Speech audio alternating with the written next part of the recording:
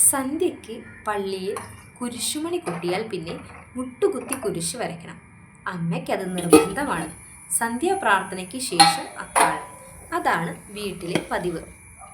കുഞ്ഞി പതിയെ തൊടിയിലേക്കിറങ്ങി. ബബ്ലു സ്മാരകത്തിൻ്റെ സമീപത്ത് മരം പോലെ വളർന്നു നിൽക്കുന്ന കട്ടച്ചെമ്പരത്തിയിൽ നിന്നും 5-6 പൂവ് പൊട്ടിച്ചു.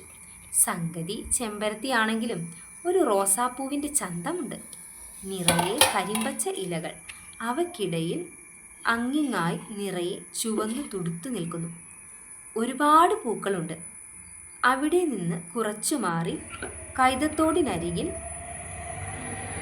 മാവിൻ്റെ ചുവട്ടിൽ ഒട്ടും ഇലകളില്ലാതെ അങ്ങനെ പൂ കൊണ്ട് നിറഞ്ഞു നിൽക്കുന്നു മുസാണ്ട.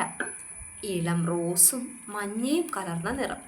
അധികം പൊക്കമില്ല, പക്ഷേ തണ്ടിന് നല്ല ബലമുണ്ട്. പൊക്കം പോകാതെ വെട്ടി നിർത്തിയിരിക്കുന്നതാണ്. അവയിൽ നിന്നും 3-4 കുല പറിച്ചെടുത്തു. ഇവയെല്ലാം അപ്പൂപ്പൻ പുന്നാരിച്ച് വളർത്തുന്നവയാണ്. കുഞ്ഞി, അകത്ത് കയറ്. അകത്തു നിന്നും അമ്മയാണ്. ഇനിയും ഇവിടെ നിന്നാൽ അമ്മയുടെ തല്ലുറപ്പാണ്.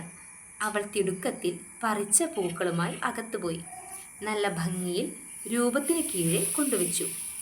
രൂപങ്ങൾ എന്ന് പറയുമ്പോൾ ഒരു തിരുക്കുടുംബവും അന്തോണീസ് പുണ്യാളനും, നടുവിൽ ഒരു വലിയ തിരുഹൃദയ രൂപവും, താഴെ പലകയിൽ കുരിശ്, മെഴുകുതിരി, പൂക്കൾ, പ്രാർത്ഥനാ പുസ്തകം മുതലായവ. രൂപങ്ങൾ പനമ്പിൻ്റെ തട്ടികയിൽ ആണിയിൽ തൂക്കിയിട്ടിരിക്കുന്നു.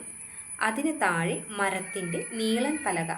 അതിലാണ് കുരിശും പൂക്കളും. പനമ്പിൻ്റെ തട്ടിക എന്ന് പറയുമ്പോൾ പലർക്കും അറിയാനിടയില്ല. ഓലമേഞ്ഞ കൂരയായതിനാൽ അരച്ചുമരേയുള്ളൂ.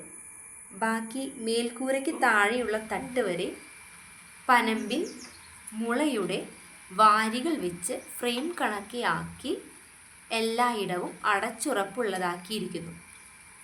ഓലപ്പുരയാണെങ്കിലും ഓർമ്മകളിൽ അതൊരു കൊട്ടാരം പോലെ തോന്നുന്നു.